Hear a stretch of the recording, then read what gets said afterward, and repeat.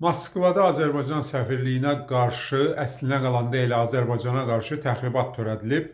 Azərbaycan səfirliyinin qonaq evinin qarşısında uyğunsuz şüarlar yazılmış şəkillər asıblar. Bir qrup şəxs sakitcə ora daxil olub, özü də bunu video çəkərək ediblər. Bilirsiniz ki, səfirliklər onlara bağlı bu və ya digər obyektlər mütləq xüsusi nəzarət altında olur, yəni qorunur. Necə olub ki, Moskvada özü də müharibə içində olan və hər şeyə diqqət kəsilən Moskvada bunu edə biliblər və dövlətin güya bundan xəbəri olmayıb.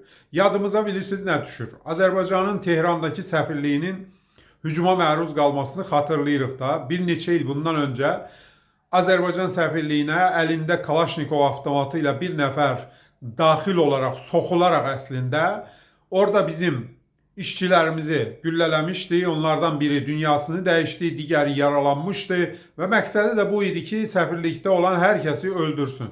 Əlbəttə bu hadisə bir terror hadisəsi idi, amma o vaxtlar da diqqətimizi çəkmişdi və biz dəfələrlə bunun üzərinə getdik ki, necə olur ki, qapısında mühafizəçi dayanan bir səfirliyə bir İran vətəndaşı rahat bir şəkildə bax beləcə silahla daxil olur, orada sağa sola ateş açır, insanları öldürməyə cəhd göstərir, birini öldürür, digərini yaralayır və s. Yəni bunun arkasında dövlət olmasa belə hadisə mümkün deyil. Sözümün canı odur ki, Moskvada da indi baş verən hadisənin arkasında mütləq Kreml var, dövlət var. Başqa cür mümkün deyil. Hələ nəzərə almaq lazımdır ki, Moskva, Rusiya bu saat Ukraynaya qarşı apardığı təcavüzkar müharibəyə görə hər addımda hər şeyi nəzarət altında saxlayır. Rusiyada nə baş verirsə Kremlin xəbəri olmadan baş verə bilməz. O cümlədən də Azərbaycan səfirliyinə qarşı, Azərbaycan qonaq evinə qarşı olan bu təxribat havadan deyil, öz fəaliyyət deyil. Bunun arkasında mütləq Kreml var. Yəni dövlət var. İndi sözümün başqa bir tərəfini diqqətə çatdırmaq istəyirəm. Azərbaycanda o var biz Rusiya ilə bağlı, Rus məktəbləri ilə bağlı, Rus dili ilə bağlı danışanda üstümüzə gələn bir sürü adam var. Bizi təhqir eləyirlər, şər atırlar, böhtan atırlar. Hər şey deyirlər də haqqımızda. Bax o adamlara səslənirəm. Rus dillisiniz də, Rus dilini öyrənib güya Azərbaycana xidmət edəcəyinizi deyirsiniz axı. Buyurun, bax, Rusiya dövlətinin Azərbaycana qarşı bir təxribatı baş verib. Çıxın Rusiya segmentinə, sosial medyanın, televiziyanın, başqa medyanın, çıxın və Azərbaycanın səsini onlara çatdırın, etirazını çatdırın. Düzdür, Xarici İşlər Nazirliyimiz bunu edib. Təbiidir, dövlət öz xətti ilə etməli olduğunu edib. Amma siz də o Rus dilinin gətirdiyi üstünlüklər haqqında danışırsınız. Buyurun, bax, əməldə göstərin ki, Rus dilini bilməyiniz Azərbaycana bu cür xeyir verir. Qoy səsiniz gəlsin.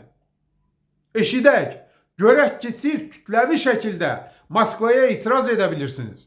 Onda biz deyəcəyik ki, bəli, doğrudan da sizin məqsədiniz Moskvaya xidmət etmək deyil. Siz sadəcə dil öyrənmək istəmişsiniz və bunu öyrənmişsiniz ki, Azərbaycana xidmət edəsiniz. Buyurun, meydan sizindir. Əlbəttə biz öz növbəmizdə Moskvanın da ona bənzər mərkəzlərin də cavabını vermişik, verəcəyik də. Heç kəsin önündən geri çəkilməmişik, çəkilməyəcəyik də. Amma sizin də hərəkətinizi görmək istərdik. Bu dövlət, bu vətən, Azərbaycan hamımızındır. Rus dillisi, qeyri dillisi fərq etmir. Hamımızındır bura. Əgər bizə dil uzadılırsa, dövlətimizə və xalqımıza şər atılırsa, bizi təhqir etmək istəyirlərsə, bütün bunlara hamılıqla cavab verməliyik. Özəlliklə də bunu Moskvadan edirlərsə, Rus dillilər hamıdan qabağa düşüb bunun cavabını verməlidir. Buyurun, meydan sizindir. Biz öz edəcəklərimizi etmişik, edəcəyik, amma sizdən də hərəkət gözləyirik. Rusiyanın bu təxribatına gəlincə, boş şeydir. Yenə deyirik, Rusiya o Rusiya deyil. Çökmüş bir imperiyadan danışırıq. Çökmüş bir imperiyadan. Bu cür cılız hərəkətlərlə Azərbaycanı heç nədən və heç kimdən qorxuda bilməzlər. Azərbaycan öz ayaqları üstündə duran müstəqil siyasət yürüdən, dünyanın sağıyla da, soluyla da dost münasibətləri olan bir dövlətdir. Biz Çinlə də dostluq edirik, Amerika Birləşmiş Ştatları ilə də dostluq edirik, Avropa Birliyi ilə də dostluq edirik. Türk dövlətləri ilə isə can bir qəlb, iç içəyik. Yəni bizim heç kimsədən çəkinəcəyimiz yoxdur. Hələ bu cür cılız təxribatlarla heç kəs üstümüzə gəlməsin.